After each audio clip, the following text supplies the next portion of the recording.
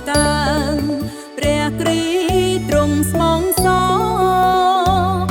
លះបង់ព្រះជន្មយកព្រះលោហិនបដូរលួហើយនាំយើងចូលទៅឋានខ្ពស់ហាឡេលូយ៉ានៅចុងវិញបាលាំងអូដមនៅចុងវិញបាលាំងអូដមយើងនឹងហែហោ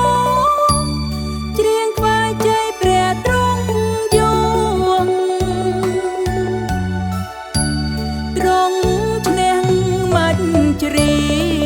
តហើយរស់ឡើងវិញដើម្បី